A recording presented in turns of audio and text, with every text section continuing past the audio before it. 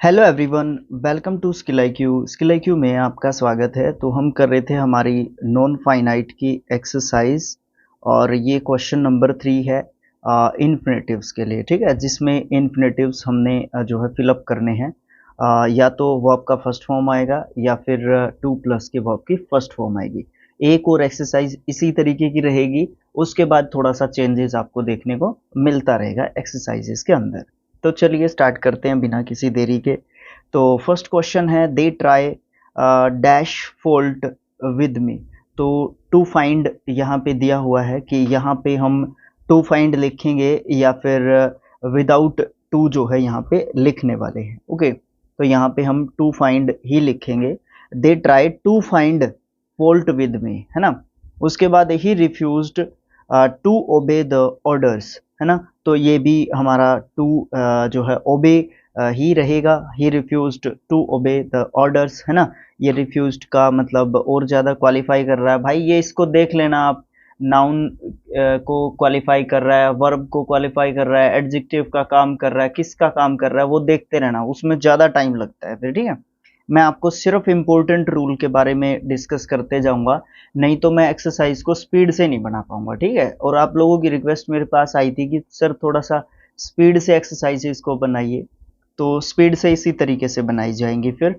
उसके बाद जो है नेक्स्ट क्वेश्चन रहेगा हमारा।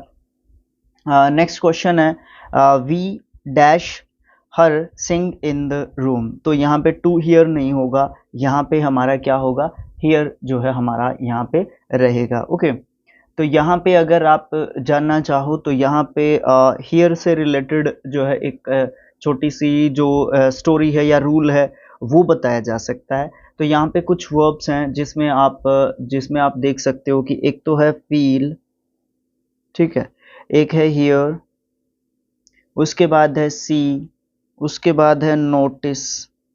ठीक है, नोटिस हो गया, फील हो गया, वॉच एक वर्ब है यहाँ पे। ठीक है, तो ये इनके बाद जब भी आपको ऑब्जेक्ट दिया हुआ मिलेगा, इन सब वर्ब्स के बाद जब भी आपको ऑब्जेक्ट दिया हुआ मिलेगा तो आपको क्या करना पड़ेगा, वहां पे आपको वर्ब की फर्स्ट फॉर्म लेनी है। और वैसे यहाँ पे अगर देखा जाए ना, यहाँ पे तो सीधा ही अब आप ये कहोगे कि सर यहाँ पे आपने हियर लगा दिया, तो हियर हम यहाँ पे क्यों भरेंगे। एक और रीज़न मेरे पास है, इनके अलावा भी मेरे पास एक ठोस जो है सबूत है या रीज़न है मेरे पास, कारण है कि यहाँ पे हियर क्यों लिखा। देखो, सब्जेक्ट है, सब्जेक्ट के बाद आप प्रेजेंट इंडेफिनिट टेंस का सेंटेंस बना रहे हो तो वर्ब का फर्स्ट फॉर्म तो इसको चाहिए ही चाहिएगा। वर्ब का फर्स्ट फॉर्म अब यहाँ पे हियर्स आ नहीं सकता। क्यों नहीं आ सकता, क्योंकि सब्जेक्ट प्लूरल है। तो यहाँ पे वैसे भी हमने वर्ब की फर्स्ट फॉर्म या टू प्लस के वर्ब की फर्स्ट फॉर्म फिल करना है ना। तो इस तरीके के कॉमन सेंस वाली जो बातें हैं उनको भी थोड़ा सा हमें ध्यान में रखना होगा। फिर हमारे पास थोड़ा सा और स्पीड से बता देता हूँ, एक्टिव स्टाइल में कुछ वर्ब्स हैं जिनमें से एक हियर है, फिर दूसरा आप सी बोल सकते हो, सी, फील बोल सकते हो, एक वर्ब है। ठीक है, स्मेल एक वर्ब है।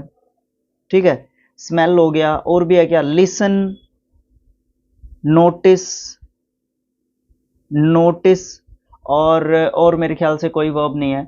तो उनके साथ आपको पास्ट पार्टिसिपल फिल करना पड़ता है, यानी कि वर्ब का सेकंड फॉर्म फिल करना पड़ता है। अब यहाँ पे वो चीज़ है नहीं। ठीक है, तो यहाँ पे वो चीज़ है नहीं हमारी। एक और चीज़ है, अगर पैसिव स्टाइल में हो, ये तो एक्टिव स्टाइल में है, अगर पैसिव स्टाइल में वर्ब्स हों तो उनमें से एक तो सी है, इनमें से एक यहाँ पे हियर भी रख लो आप वर्ब। ठीक है, पहले वाले में भी रहेगा, इस रूल में भी रहेगा, हियर भी होगा। एक यहाँ पे आप नो को नोटिस कर सकते हो, नो जो वर्ब है। ठीक है, इसको देख लो।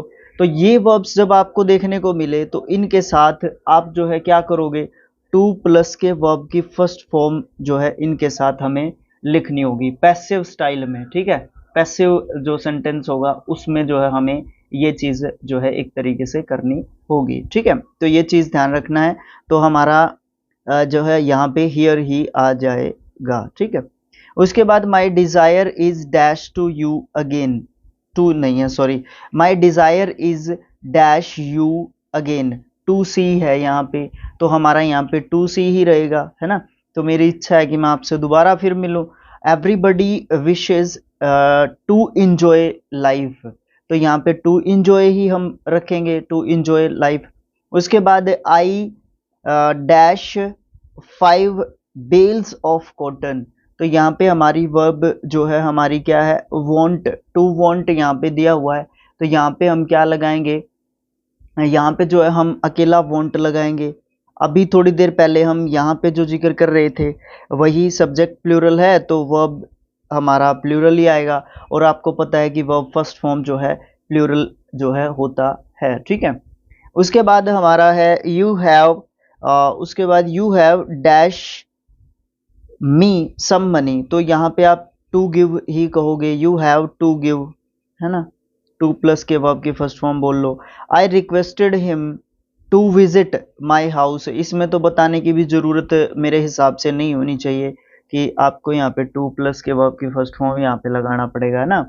उसके बाद एक्सरसाइज बी वर्ब दे रखा है तो इज बेनिफिशियल, ठीक है, इज लगाएंगे हम यहाँ पे बी की फॉर्म, तो ये सारी की सारी बी की फॉर्म्स होती हैं, is, am, are, was, were, ये सब जो है बी के फॉर्म्स होते हैं। We show him to leave, यहाँ पे हम जो है क्या करेंगे, वी शो हिम, उसके बाद आप कहोगे लीव, ठीक है। उसके बाद जो है क्या कहेंगे हम, नेक्स्ट क्वेश्चन है the mother made the child drink, to drink नहीं आएगा, ड्रिंक द मिल्क। अब यहाँ पे क्यों जो है हम ड्रिंक जो है क्यों कर रहे हैं, क्योंकि इसमें मेक जो वर्ब है यहाँ पे पास्ट फॉर्म है मेड वैसे, लेकिन मेक वर्ब का यहाँ पे जिक्र आया है, जो कि पहले भी हम जो है इसके बारे में बात कर चुके हैं कि जो मेक वर्ब है अगर एक्टिव स्टाइल में आती है ना, एक्टिव स्टाइल में मेक आती है, तो मेक वर्ब के बाद जब आपको ऑब्जेक्ट देखने को मिलेगा, जैसा कि यहाँ पे दे रखा है द चाइल्ड, तो उसके बाद आप क्या करोगे, वर्ब का फर्स्ट फॉर्म यूज करोगे। अगर पैसिव स्टाइल की बात करोगे तो मेक के जस्ट बाद आपको फिलअप मिलेगा, तो वहां पे आपको टू प्लस के वर्ब की फर्स्ट फॉर्म जो है फिल करनी होगी, तो ये चीज ध्यान रखनी है, ठीक है। उसके बाद he would rather die then, verb क्या है, टेल, तो टेल ही आ जाएगा, टेल आ लाई। अब यहाँ पे मैंने वुड रेदर डाई देन के बाद जो है वर्ब का फर्स्ट फॉर्म लगाते हैं, या तो ये मान लो, या फिर वो स्ट्रक्चर मैंने उसके ऊपर शॉर्ट वीडियो भी डाला था, है ना, जो है वो पूरा का पूरा जो स्ट्रक्चर था हमारा, उसके ऊपर जो मैंने बात की थी, है ना, वो वाला जो है सेम रूल है यहाँ पे, है ना, हैड और जो है वुड वाला, है ना, तो यहाँ पे हैड या फिर वुड के साथ बेटर, सुनर, रेदर अगर आते हैं, या फिर पीछे देन भी आ जाता है, तो आपको वर्ब की फर्स्ट फॉर्म जो है यूज करनी है उसके साथ, ओके। उसके बाद जो है हम क्या कह सकते हैं, उसके बाद जो है हम बोलेंगे I hope dash this time, तो पास यहाँ पे वर्ब दे रखी है, तो हम कहेंगे आई होप टू पास, है ना, I hope to pass this time.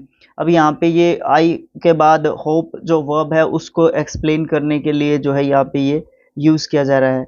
The teacher permitted the boys to go, है ना इसकी वर्ब, तो यहाँ पे हम टू गो ही कहेंगे, है ना, उसको उनको जाने की जो है अनुमति एक तरीके से दे दी थी, टीचर ने परमिशन दे दी थी।